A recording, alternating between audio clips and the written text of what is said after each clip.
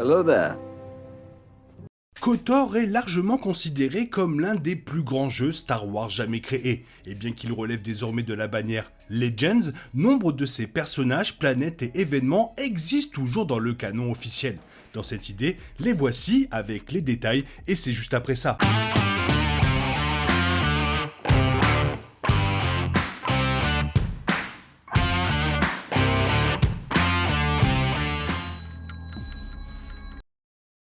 Des easter eggs amusants dans les films et les séries, aux intrigues entières de Legends devenant canon, KOTOR a toujours un impact important sur la narration moderne de Star Wars.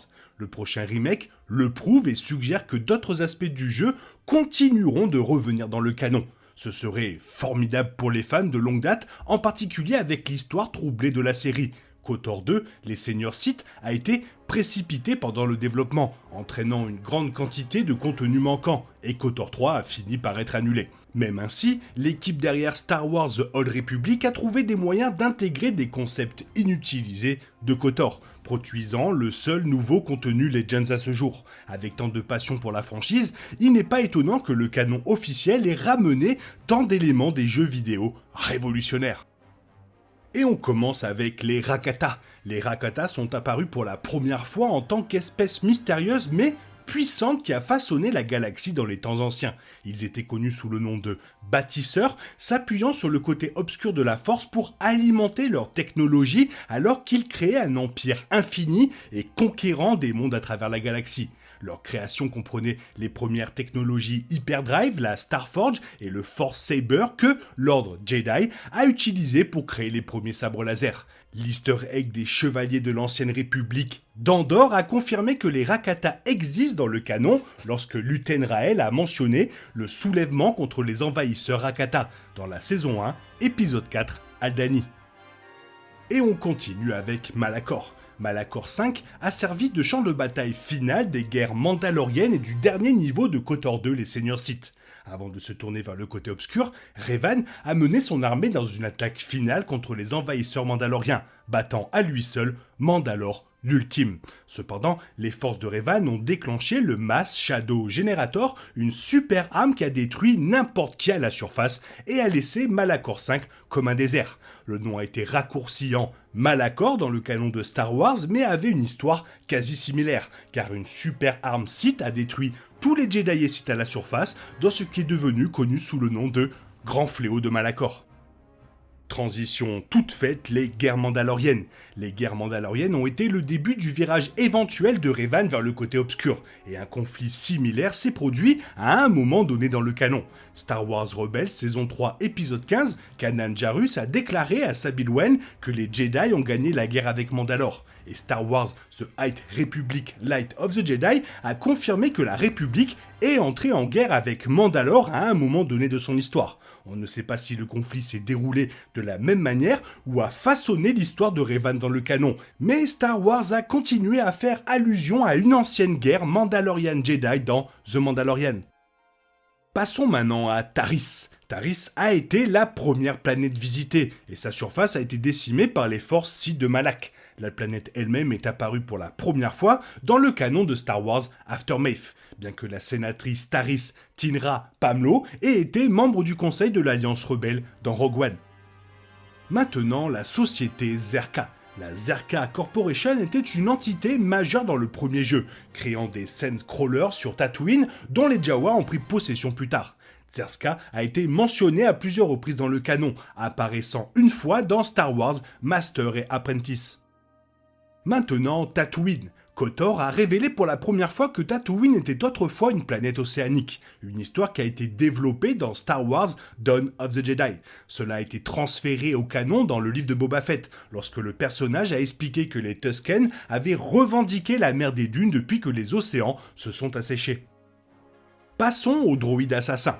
HK-47 était un personnage jouable, un variant tout à fait unique des droïdes assassins de la série HK développée par la Zerka Corporation. Les droïdes assassins HK sont revenus au canon dans Legend of the Alliance, une application complémentaire à Star Wars Imperial Assault de Fantasy Flight Games. Petit atterrissage sur Manaan. Manaan était un autre lieu principal du premier jeu, le monde aquatique de l'espèce amphibie Selkat. La planète a été transférée à plusieurs guides canons et est mentionnée via un dialogue facultatif dans Star Wars Jedi Survivor. Ce qui nous amène au temple Jedi sur Dantooine. Dantooine a été utilisé comme base par l'Alliance rebelle avant le début de la guerre civile galactique, mais c'était le site d'un temple Jedi bien avant cela. KOTOR a permis aux joueurs d'explorer l'enclave Jedi sur Dantooine à différents moments de l'histoire, d'apprendre les manières des Jedi et d'interagir avec d'autres membres de l'ordre. Le livre source Star Wars Role-Playing Gadget and Gear a révélé que l'ordre Jedi avait autrefois un temple sur Dantooine qui avait été abandonné au moment de la guerre des clones. Parlons système avec le système de Peragus. L'installation minière de Peragus était le premier niveau de KOTOR 2, présentant aux joueurs les personnages principaux du jeu. Le système a été rendu canon dans Star Wars Rebels Chopper Chase, un jeu en ligne qui se déroule au cours des 2 premières saisons de la série.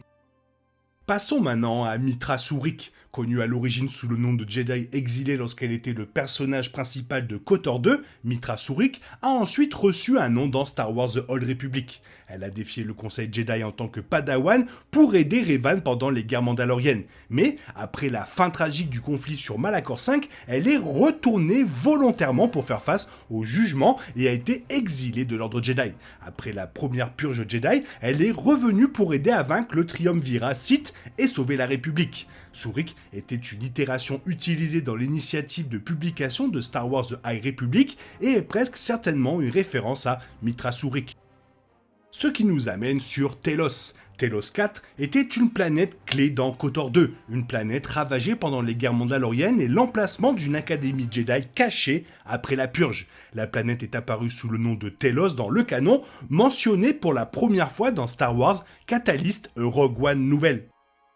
Encore un nom compliqué, Dune. Dune était le Demon Moon, d'Onderun, où les guerres mandaloriennes ont commencé, et un niveau jouable dans KOTOR 2. La Lune a été mentionnée pour la première fois dans le canon du magazine Star Wars Build the Millennium Falcon.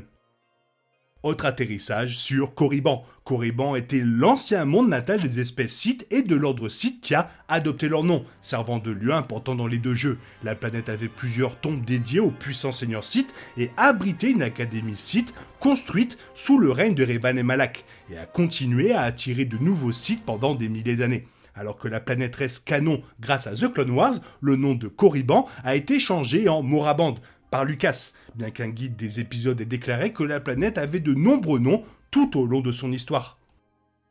Autre planète, Katar. Bien que Katar n'ait été mentionnée que dans KOTOR 2, elle figurait dans le guide de campagne des Chevaliers de l'Ancienne République pour le jeu de rôle Star Wars, et la destruction de la planète était un événement très important dans la trame du fond du jeu. Katar a été dévoré par Dark Nihilus, un membre du Triumvirat Sith qui a consommé l'énergie de la race mondiale sensible à la force. Katar a été mentionné pour la première fois dans le canon de Star Wars The High Republic Tempest Runner. Maintenant, l'Empire Sith. Les vrais Sith n'ont jamais eu la chance d'être les méchants après l'annulation de KOTOR 3, mais ils sont revenus en grand pour Star Wars The Old Republic. Le canon de Star Wars a confirmé qu'il y avait plusieurs empires Sith à travers l'histoire, et parce que la Grande Guerre de l'hyperespace est canon, cette version spécifique de l'Empire Sith est probablement aussi canon. Autre planète, Telerat. Telerat était un monde bancaire apparu pour la première fois dans Star Wars KOTOR numéro 11. La planète est revenue au canon dans Star Wars Age of Republic, Jango Fett numéro 1, lorsque le chasseur de primes emmène son fils Boba en mission. Et la dernière planète, Katar. Katar était le monde natal de l'espèce Katar qui est apparu dans le jeu, la série de bandes dessinées et plus tard The Old Republic. Star Wars Dark Vador numéro 10 a été la première histoire canon à faire référence à Katar. Et on enchaîne sur les néo-croisés mandaloriens. Les néo-croisés mandaloriens étaient responsables des attaques contre l'Ancienne République qui ont conduit aux guerres mandaloriennes et à la montée de Revan. Ils ont été dirigés par Mandalore l'Ultime pendant de nombreuses années, jusqu'à ce qu'ils soient tués par Revan et que la guerre se termine sur Malachor 5. Ils ont continué à apparaître dans les jeux et séries de bandes dessinées suivants et ont été rendus canon grâce à un casque mandalorien vu dans The Clone Wars, saison 3, épisode 22. Avec The Mandalorian rendant la société guerrière plus populaire que jamais, peut-être que les néo-croisés mandaloriens joueront un rôle plus important dans le canon de Star Wars. Et forcément, pour finir, Dark Revan. Dark Revan était le personnage principal et avait l'une des histoires les plus fascinantes de la chronologie de Star Wars Legends. À l'origine, un Jedi qui s'est tourné vers le côté obscur, Revan est finalement revenu à la lumière et a sauvé la République de son ancien apprenti, Dark Malak. Alors qu'il a failli apparaître dans l'arc Mortis de The Clone Wars, la scène de Revan a été coupée par George Lucas. Cependant, il a été confirmé que Revan existe toujours dans le canon grâce à une mention dans Star Wars The Rise of Skywalker, The Visual Dictionary, qui a confirmé que la 3e légion de l'armée Sith s'appelait la Légion Revan. Tout est normal, KOTOR a complètement sa place dans le canon Star Wars. Toi, qu'est-ce que tu en penses? Fais-moi part de ton avis dans la zone commentaire, sinon il est temps pour toi de reprendre le cours normal de ta vie, et on se retrouve demain pour une nouvelle vidéo. Bisous bisous, bye bye, que la force soit avec toi.